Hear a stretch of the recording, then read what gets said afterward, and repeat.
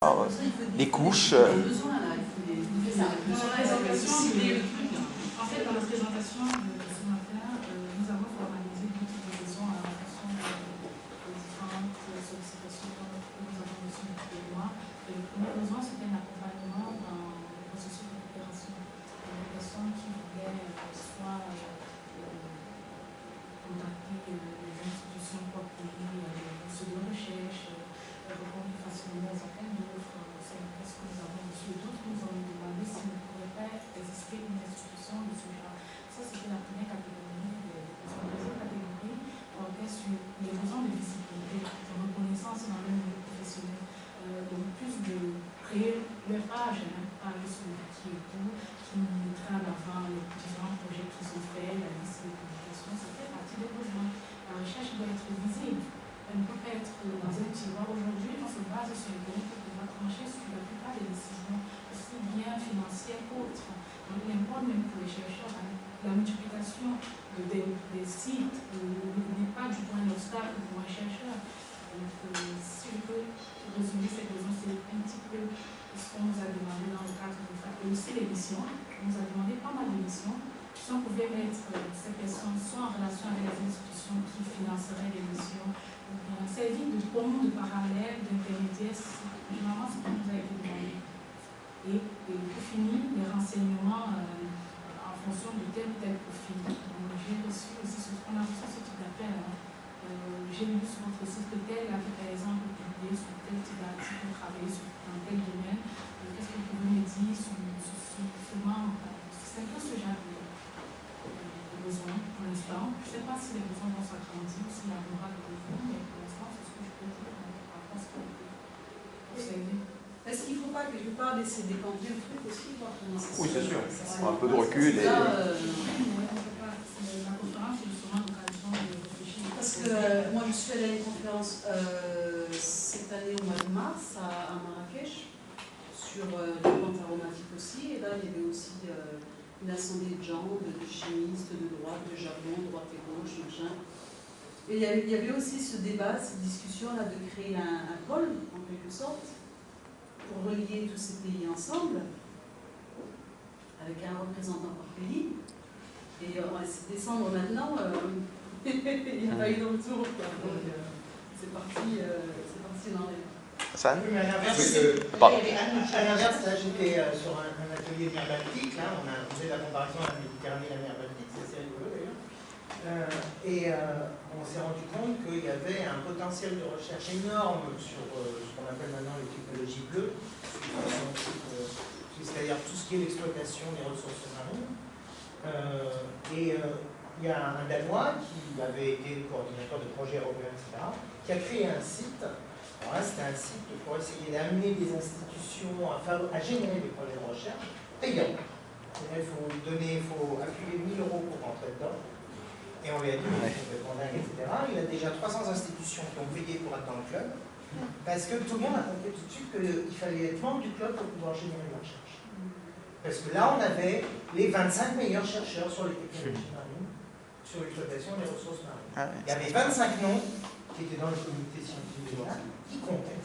Donc, les institutions, l'université machin, Stockholm, Bidule, les Russes, là, tout le monde est rentré dedans, payant son droit d'entrée, 1 000 € par an. Enfin, mais, si je mentionne le cas, c'est parce que leur objectif est très clair, générer de la recherche. C'est pas faire de la formation, c'est vraiment générer des projets. Donc des projets assez gros, assez coûteux, avec derrière des spécialistes, des labos, etc. Et en plus, ils s'amusent parce qu'ils parlent des sardines, ils parlent des algues, etc. Avec un objectif probablement affiché de récupérer de l'argent de l'Europe. Oui, tout à fait. Probablement des projets de ça a plusieurs été millions généré par d'euros. des projets européens et l'objectif, c'est d'en générer d'autres. Mais là, on discute entre pays francophones qui ne vont pas forcément tous pouvoir émerger sur des projets européens. Donc l'idée, c'est pas forcément de Je ne donne pas comme exemple unique, je dis que ce genre des choses improbables, disons, parce que c'est vrai qu'a priori c'est improbable comme schéma. C'est juste comme un exemple. Mais c'est vrai que c'est pour générer des projets. Hassan. Comme je disais au tout début, je pense qu'il faut que les personnes externes qui arrivent à rédiger des projets. Mais au-delà des projets, moi, ce que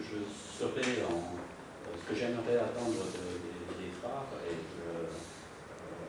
d'un tel réseau, c'est peut-être justement de savoir sur quels appels à projets on peut émarger, par exemple, d'appels d'offres. Et moi, j'avoue que je suis incapable d'avoir une vision de tous les appels d'offres qui soient transfrontaliers, qui soient transdisciplinaires, qui soient trans quelque chose. J'ai aucune vision de l'ensemble de ces projets ou de ces appels d'offres. Et je suis désolé, mais c'est vrai que le nerf de la guerre, c'est quand même l'argent. Si EFRAG avait, je pense, 40 millions d'euros, il n'y aurait aucun problème pour arriver à gérer ce réseau et à le générer et à le faire vivre.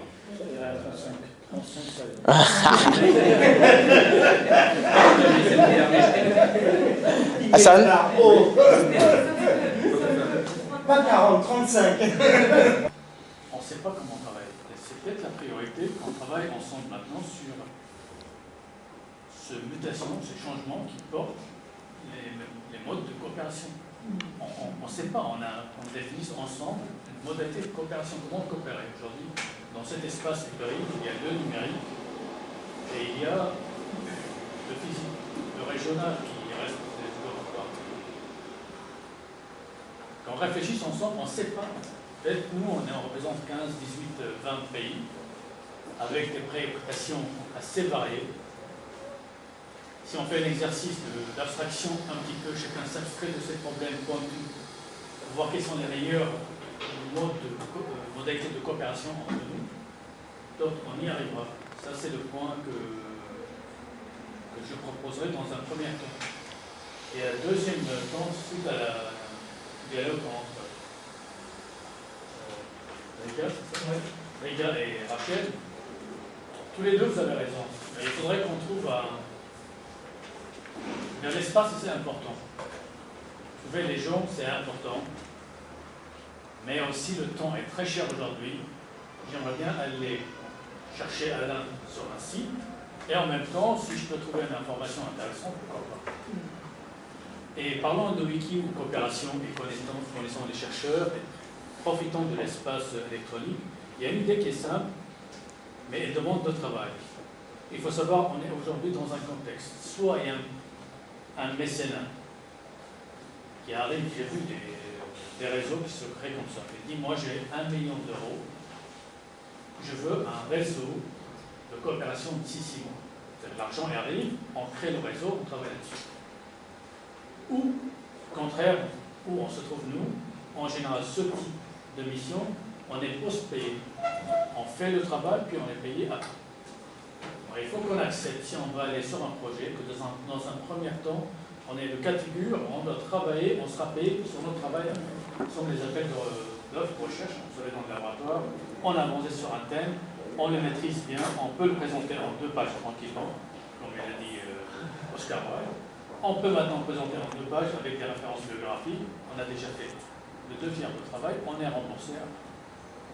On est dans ce cas de figure. Donc il faut qu'on avance sur un projet, qu'on investisse dans un premier temps, et vu qu'on est 18 pays, il y a des gens qui sont venus ici, il y a de contenu, il y a un site, il y a forte chance qu'on trouve le financement. Et je trouve que dans un premier temps, qu'on définisse des modalités de coopération, comment on va travailler, ça sera bien. Et l'idée que je propose, si on peut faire avec des étudiants, avec